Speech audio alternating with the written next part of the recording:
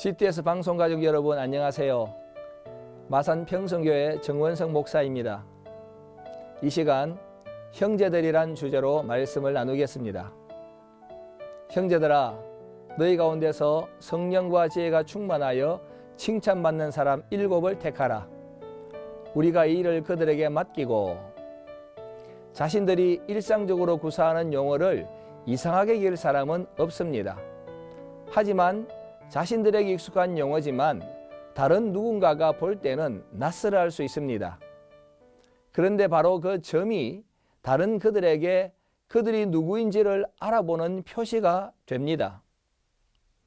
어떤 집단이 자주 사용하는 용어는 그들이 누구인지 또는 그들의 정체성이 어디에 있는지를 말해주는 결정적인 단서가 됩니다. 그렇다면 오순절 성령 강림으로 태어난 교회라는 이 특별한 집단은 어떤 단어를 우리에게 노출하고 있습니까? 바로 형제들입니다. 형제들이여, 여러분 가운데 7을 선택해 주십시오. 초대교회의 현장을 소개하는 서신서에서 가장 많이 등장하는 단어 중에 하나가 형제들입니다. 교회의 일꾼을 선택하는 것이 누구입니까? 위험에 빠진 사도를 빼내는 것이 누구입니까?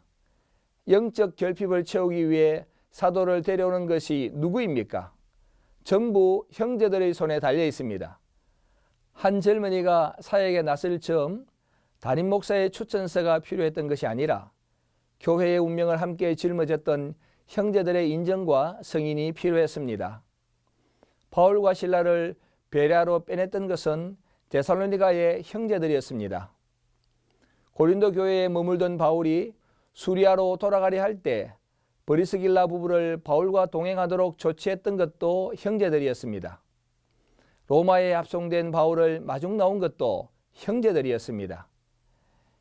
1세기 초대교회의 무대에서 단연 두드러진 주인공은 형제들이었습니다. 앞으로 100년이 지난 후 미래 세대의 교회가 지금의 한국 교회를 정리할 때 그들의 기록에 가장 많이 등장하는 단어는 무엇일까요? 목사, 장로, 헌금, 성전 건축, 대형 교회, 설교, 축복받는 3가지 비결, 고난을 이기는 3가지 능력. 교회는 조직이 아니라 생명체입니다.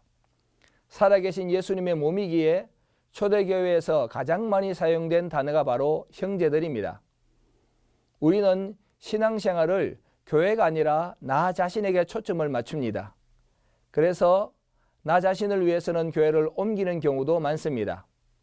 나 자신의 신앙생활을 위해 설교도 그렇게 만들어지는 경우가 많습니다.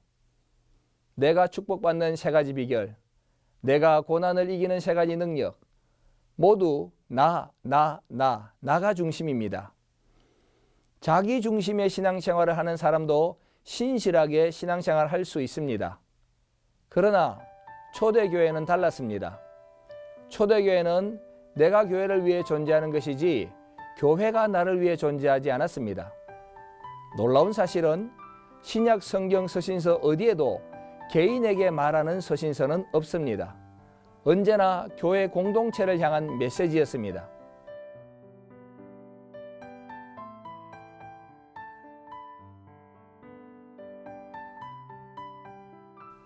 바울이 빌레몬이나 디모데나 디도 개인에게 보낸 편지조차도 내용은 교회에 관한 메시지였습니다.